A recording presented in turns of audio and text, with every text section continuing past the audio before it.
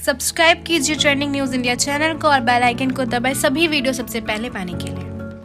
नमस्कार, मैं सुरजीत, आप देख रहे हैं ट्रेंडिंग न्यूज इंडिया। हाजिर हूं दिन भर की 10 बड़ी खबरें लेकर। बीजेपी नेता दिलीप घोष के बिगड़े बोल, ममता बनर्जी के खिलाफ आपत्तिजनक शब्दों का किया प्रयोग। पश्चिम बंगाल में चुनावी साल आने से पहले ही राजनीतिक दलों में चुनावी जंग तेज हो गई। बंगाल भारतीय जनता पार्टी के अध्यक्ष दिलीप घोष ने फिर ममता सरकार पर आक्रामक अंदाज में हमला बोला। दिलीप घोष बोले कि जय श्री राम बोलने से ममता दीदी को काफी दिक्कत होती है। उसके बाद घोष ने आपत्तिजनक शब्दों से किया ममता को संबोधन। आपको बता दें, पश्चिम बंगाल में मई 2021 में विधानसभा चुनाव होना है। ऐसे में भारतीय जनता पार्टी ने अभी से आक्रामक रवैया अपना हुआ है। कंगना के ट्वीट पर मचा हंगामा, सिख गुरुद्वारा कमेटी ने कहा बिना शर्त माफी मांगे। जब से कंगना ने प्रोटेस्ट कर रही बुजुर्ग महिला को निशाना बनाया है, उसके बाद से उन पर हर तरफ से जुबानी जंग तेज हो गया। अब कंगना के खिलाफ दिल्ली सिख गुरुद्वारा के एक सदस्य द्वारा लीगल नोटिस भी जारी किया गया है। अभी शिवसेना से उनका टकराव हुए कुछ समय ही बीता था कि कंगना ने किसान आंदोलन का विरोध कर अपने आप को एक बार फिर से मुसीबत में डाल दिया। कंगना की भिड़ंत पंजाब में फिल्म इंडस्ट्री का स्टार संग तो सोशल मीडिया पर देखने को मिल ही रही। जब से कंगना ने प्रोटेस्ट कर रही बुजुर्ग महिला को निशाना बनाया है, उसके बाद से उन पर हर तरफ से जुबानी प्रहार किया जा रहा है। अब कंगना के खिलाफ दिल्ली सिख गुरुद्वारा के एक सदस्य द्वारा लीगल नोटिस भी जारी कर दी। महाराष्ट्र के विधान परिषद चुनाव में बीजेपी को लगा झटका, 6 सीटों में सिर्फ 1 पर मिली जीत। महाराष्ट्र विधान परिषद चुनाव में बीजेपी को बड़ा झटका लगा है। 6 सीटों पर हुए चुनाव में बीजेपी को सिर्फ 1 पर जीत मिली, जबकि शिवसेना एनसीपी गठबंधन ने 4 सीट पर जीत दर्ज की है। बता दें, महाराष्ट्र में शिवसेना सरकार की असर साफ दिखा और 6 सीटों में से 4 अपने नाम करने में कामयाब रही। हैदराबाद निकाय चुनाव का फैसला आज, किसका होगा नगर निगम। इस बार हैदराबाद निकाय चुनाव का मुकाबला बेहद दिलचस्प रहा, मगर नगर निगम कब्जा जमाने के लिए भारतीय जनता पार्टी ने पूरा दम लगा दिया। आज शुक्रवार मतगणना होना है और पता चलेगा कि इस बार निगम पर किसका राज होगा।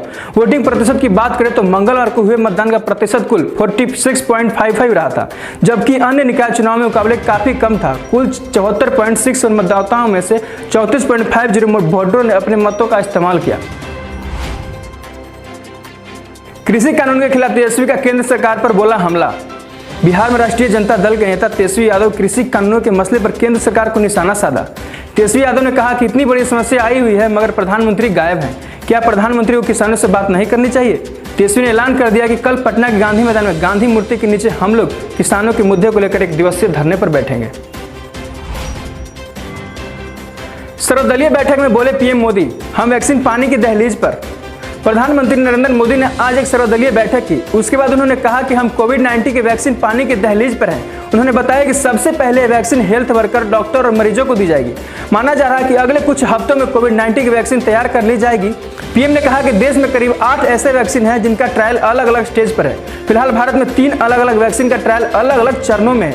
पीएम मोदी ने कहा कि वैक्सीन बांटने का काम केंद्र और राज्य सरकारें मिलकर करेंगी। इसके लिए देश में कोल्ड चेन की व्यवस्था को और मजबूत किया जा रहा है। किसान आंदोलन को लेकर आज आवाज वापसी का भी सिलसिला जारी। केंद्र और किसानों के बीच 5वें राउंड की बातचीत 5 दिसंबर यानी कल होनी है। क्रांतिकारी किसान यूनियन के लीडर दर्शन पाल ने कहा कि केंद्र कानूनों में कुछ सुधार पर राजी है, पर हम नहीं। हम उन्हें बता दिया है कि पूरे कानून ही में ही खामी है। इसी बीच आवाज वापसी का सिलसिला दूसरे दिन शुक्रवार को भी जारी रहा। लेखक डॉक्टर मोहनजीत, चिंतक और डॉक्टर जसविंदर और पत्रकार राज सब्बीर ने अपने साहित्य अकादमी अवार्ड लौटा दिए। गुरुवार को पंजाब के पूर्व मुख्यमंत्री प्रकाश सिंह बादल ने भी अपना पद्म विभूषण अवार्ड लौटा दिया था। उनके अलावा राज्यसभा सांसद सुखदेव सिंह ढींडसा ने भी अपने पद्मश्री वापस लौटाने का ऐलान कर दिया है। मद्रास हाई कोर्ट में अनोखा रिकॉर्ड, एक साथ पति पत्नी ने ली जज पद की शपथ। न्यायिक इतिहास में मद्रास हाई कोर्ट एक अनोखे लम्हे का गवाह बना, लेकिन ये किसी जजमेंट को लेकर नहीं बल्कि जजों के शपथ ग्रहण को लेकर। दरअसल मद्रास हाई कोर्ट में पहली बार कोई पति पत्नी जज बने और दिलचस्प बात यह रही कि दोनों एक ही दिन शपथ भी ली। जुडिशियरी के इतिहास में दूसरी बार ऐसा हुआ है। आपको बता दें, जस्टिस मुरली शंकर कुप्पूराजी और जस्टिस तमिल सेल्वी टी वलियापल्लम ने गुरुवार को यानी 3 दिसंबर को मद्रास हाई कोर्ट में जज पद की शपथ ली। भारत और ऑस्ट्रेलिया के 3 T20 सीरीज का पहला मैच जारी। भारत और ऑस्ट्रेलिया के बीच 3 मैचों की T20 सीरीज का पहला मुकाबला कैनबरा के मनुका ओवल मैदान में खेला जा रहा। टॉस हारकर पहले बल्लेबाजी करने उतरी टीम इंडिया ने 7 ओवर में 2 विकेट गंवाकर 51 रन पर बनाई हुई थी। संजू सैमसन 12 और केएल राहुल 47 रन पर खेल रहे थे। केएल राहुल और शिखर धवन की जोड़ी टीम इंडिया को अच्छी शुरुआत नहीं दे पाई। तीसरे ओवर की 5वीं गेंद पर ऑस्ट्रेलिया के तेज गेंदबाज मिचेल स्टार्क ने गब्बर को क्लीन बोल्ड कर भारत को पहला झटका दिया। धवन 1 रन बनाकर आउट हो गए थे। संकट के इस कोरोना काल में पाकिस्तानी टीम के 8 खिलाड़ी पॉजिटिव पाए गए।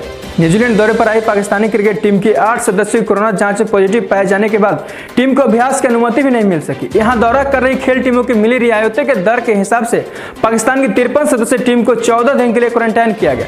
तीसरे दिन से क्राइस्टचर्च में होटल के भीतर छोटे समूह में अभ्यास की अनुमति मिल सकती थी, लेकिन 8 सदस्यों के पॉजिटिव पाए जाने और पहले ही दिन क्वारंटाइन प्रोटोकॉल तोड़ने के बाद न्यूजीलैंड के अधिकारियों ने वह रियायत भी वापस ले ली।